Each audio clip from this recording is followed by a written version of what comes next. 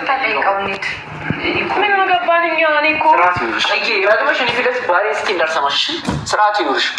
ባልሽ አይደለም ትልቅ ሰው ነው፣ ሽማግሌ ነው። ባልሽ ሊሆን አይችልም።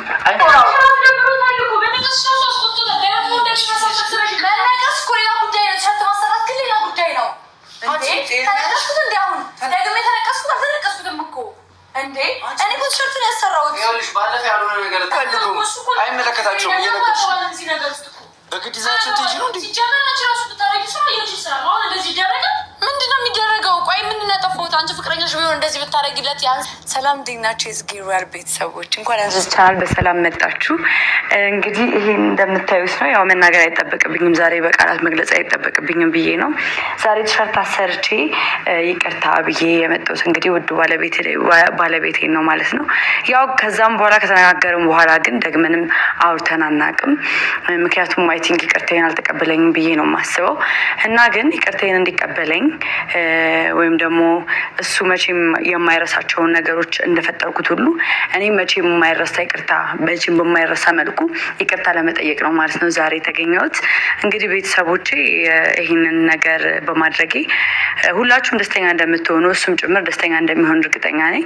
ነገር ግን እኔ ብቻ አይደለም ይሄንን ነገር የማደርገው፣ ቤት ውስጥ አሉ የሚባሉት ሰዎች በሙሉ ቲሸርቱን አስለብሻቸው እሱ ጋር አብረን እንሄዳለን ማለት ነው። በእርግጠኝነት እናንተም እሱም በጣም ትወዱታላችሁ።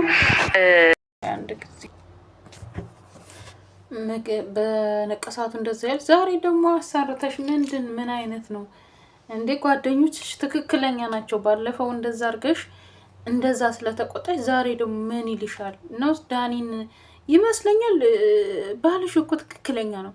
ዳኒን ለማብሸቅ ነው እንጂ እኔን አፍቅረሽኝ አይደለም ብሎሻል።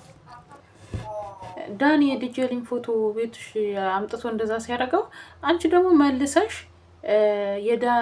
የባልሽው ፎቶ በሸሚዝ ማሰራት እርግጠኛ ነኝ አንቺ ልጅ እንደው ይሄን ሰውዬ ማግባትሽንም ያጠራጥራል። እኔ ብቻ አላቅም። እኔ የምትጋቡም አይመስለኝም። በጣም እየፈራው ነው፣ በጣም እየከበደኝ ነው። ምክንያቱም በጣም አረኬታ አብዝተሻል ጽጌ ማለት ነው። የእውነት ለመናገር ምንም እኮ አስፈላጊ አይደለም። የምር እንደዚህ ባታረጊ ወደ ራስሽ ብትመለሽ ይሻልሻል።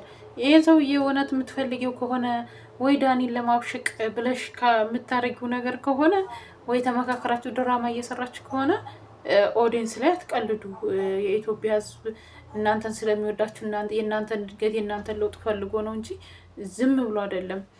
እና እንደዚህ አይነት ነገር ባታደርጉ እኔ መልካም ነው ብዬ ነው የምመርጠው።